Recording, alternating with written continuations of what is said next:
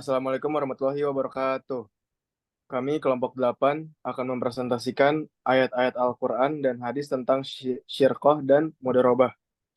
Saya Muhammad Rizky Mahesa dengan NPM 129.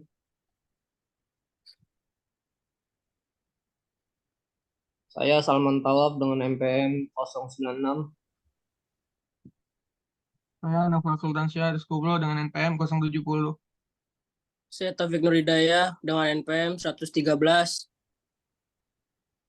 Saya Wahyu Permana dengan NPM 119. Saya Muhammad Ridwan dengan NPM 068. Ayat-ayat Al-Quran tentang syirqah dan mudharabah terdapat di surat Al-Baqarah ayat 188, yang artinya, janganlah kamu makan harta di antara kamu dengan jalan yang batil, dan janganlah kamu membawa urusan harta itu kepada para hakim dengan maksud agar kamu dapat memakan sebagian harta orang lain itu dengan jalan dosa, padahal kamu mengetahui. Tafsir Al-Wajiz, Syekh Profesor Dr. Wahbas Az-Zuhaili, pakar fikih dan tafsir negeri Suriah. Janganlah kalian memakan harta orang lain dengan cara yang batil, yaitu sesuatu yang tidak diperbolehkan syariat untuk diambil, seperti bayaran berzina, dukun, dan khamar. Janganlah kalian mengadukan perkara tersebut, yaitu perkara tentang harta tersebut kepada hakim. Dan janganlah kalian membelokkan hukum yang telah berjalan dengan uang suap dan semacamnya. Dan keputusan hakim itu tidak menghalalkan yang haram dan mengharamkan yang halal. Dan kalian mengetahui bahwa kalian menzolimi orang lain dengan mengambil harta tersebut. Ayat ini turun untuk Imrul Qais bin Abis dan Abdan bin Ayashiro al-Hadronya yang saling memperdebatkan sebidang tanah. Dan orang yang ingin bersumpah, lalu turunlah ayat wala takulu amwalukum bainakum bil batil. Quran Surat Al-Baqarah ayat 278, yang artinya, wahai orang-orang yang beriman, bertakwalah kepada Allah dan tinggalkan sisa riba yang belum dipungut jika kamu orang-orang mukmin. Quran Surat Al-Baqarah ayat 281, yang artinya, waspadalah terhadap suatu hari kiamat yang padanya kamu semua dikembalikan kepada Allah. Kemudian setiap orang diberi balasan yang sempurna sesuai dengan apa yang telah dilakukannya dan mereka tidak dizolimi.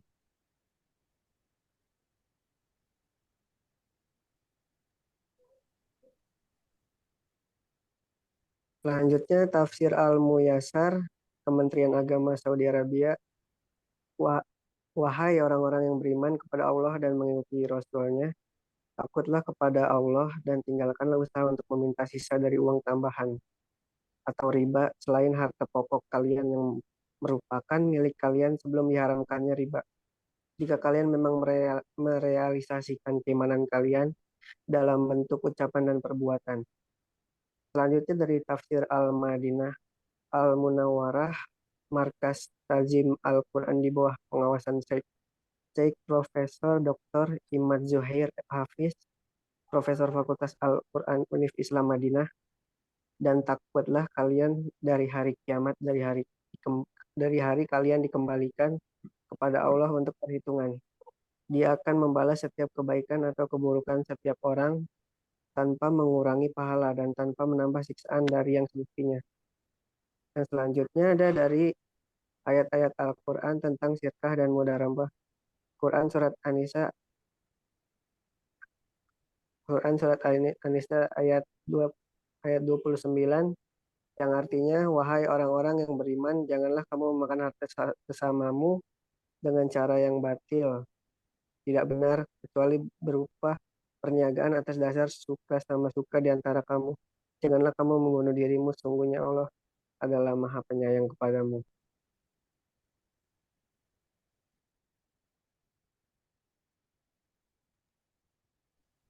Tafsir Al-Muyassar atau Kementerian Agama Saudi Arabia.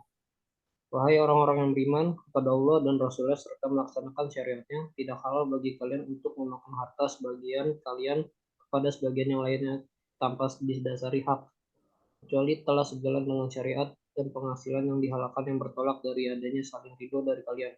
Dan Jangan-jangan sebagian kalian membunuh sebagian yang lainnya. Akibat kalian akan membinasakan diri kalian dengan melanggar larang-larangan Allah dan maksud percaya padanya. Sesungguhnya Allah Maha Penyayang kepada kalian dalam setiap perkara yang Allah memerintahkan kalian untuk mengerjakan dan perkara yang Allah melarang kalian melakukannya.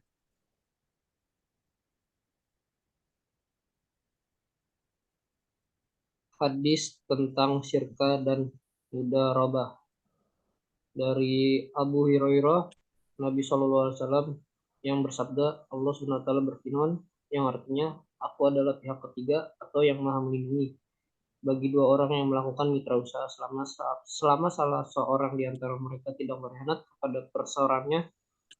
Apabila di antara mereka ada yang berkhianat, maka aku akan keluar dari mereka atau tidak melindungi. Hadis riwayat Abu Daud dan Al-Hakim.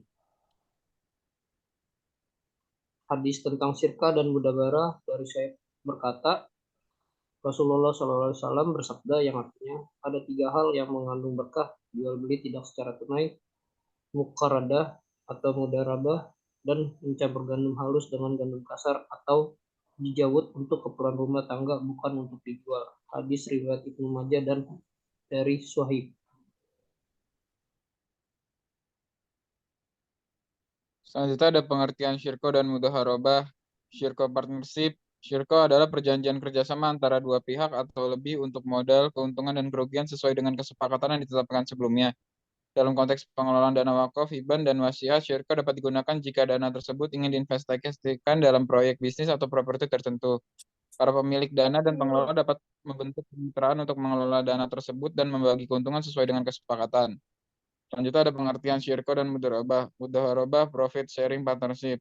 Mudharabah adalah bentuk perjanjian kerjasama di mana satu pihak menyediakan modal dan pihak lainnya menyediakan keterampilan atau usaha untuk mengelola modal tersebut. Keuntungan dari usaha tersebut kemudian dibagi sesuai dengan kesepakatan yang ditetapkan. Sedangkan kerugian biasanya ditanggung oleh pihak yang menyediakan modal. Dalam pengelolaan dana wakaf, hiban, dan wasiat, mudharabah dapat digunakan jika dana tersebut ingin diinvestasikan dalam proyek atau bisnis tertentu. Para pemilik dana dapat menjadi pihak yang menyediakan modal, sedangkan pengelola atau perusahaan investasi menjadi pihak mudharabah yang mengelola modal tersebut untuk mendapatkan keuntungan, dan keuntungan kemudian dibagi sesuai dengan kesepakatan. Dalam kedua perjanjian tersebut, prinsip-prinsip syariah harus diikuti, termasuk larangan terhadap riba, investasi dalam bisnis yang dianggap haram, atau spekulasi yang tidak etis. Selain itu, pembagian keuntungan harus dilakukan secara adil dan proporsional sesuai dengan kesepakatan yang telah disetujui sebelumnya. Contoh syirkah dan mudharabah yang sesuai dengan ajaran Islam. Contoh syirkah dalam properti, sebuah yayasan Islam menerima dana wakaf untuk pembangunan properti komersial. Yayasan tersebut membentuk sebuah syirkah dengan pengembangan properti yang kompeten. Para pemilik dana wakaf dan pengembang tersebut menjadi mitra dalam pengembangan properti tersebut. Keuntungan dari sewa properti kemudian dibagi sesuai dengan kesepakatan syirkah. Syirkah dalam bisnis, seorang individu meninggalkan sebagian dari hartanya dalam wasiatnya untuk didedikasikan dalam bisnis yang halal. Eksekutor wasiat membentuk syirkah dengan seorang pengusaha yang memiliki keahlian dan pengalaman dalam bidang yang sesuai dengan keinginan wasiat. Kedua pihak berbagi modal dan keuntungan sesuai dengan persentase yang disepakati sebelumnya. Contoh syirkah dan mudharabah yang sesuai dengan ajaran Islam. Contoh mudharabah. Mudharabah dalam investasi, seorang investor memutuskan untuk menginvestasikan sebagian dari harta warisannya dalam sebuah bisnis teknologi yang dijalankan oleh seorang pengusaha yang kompeten. Investor menyediakan modal, sedangkan pengusaha mengelola bisnis tersebut. Keuntungan dari bisnis tersebut kemudian dibagi antara investor dan pengusaha sesuai dengan kesepakatan mudharabah. Mudharabah dalam proyek sosial, sebuah yayasan Islam menerima hiban untuk membangun pusat pendidikan di daerah yang membutuhkan. Yayasan tersebut memilih untuk melakukan mudharabah dengan sebuah perusahaan konstruksi memiliki pengalaman dalam pembangunan proyek-proyek sosial. Yayasan menyediakan dana, sedangkan perusahaan konstruksi bertanggung jawab atas pelaksanaan proyek tersebut. Keuntungan dari proyek kemudian dibagi sesuai dengan kesepakatan mudharabah. Kesimpulan, syirkah dan mudharabah merupakan dua bentuk perjanjian kerjasama yang esensial dalam konteks ekonomi Islam, melibatkan partisipasi aktif dari pihak-pihak yang terlibat dalam pembagian modal, keuntungan, dan kerugian. Kedua bentuk kerjasama ini diatur oleh prinsip-prinsip syariah yang menjamin integritas, keadilan, dan kepatuhan pada ajaran Islam dalam setiap transaksi ekonomi. Dengan demikian, kami berharap para pembaca dapat mendapatkan pemahaman yang mendalam tentang syirkoh dan mudharabah dari makalah yang telah kami buat, serta dapat melakukan penerapan prinsip-prinsip syariah dengan harapan dapat memperkuat ekonomi Islam menuju keberlanjutan yang adil dengan menjunjung tinggi prinsip syariat ekonomi Islam yang jujur dan aman. Sekian dari kelompok kami. Assalamualaikum warahmatullahi wabarakatuh.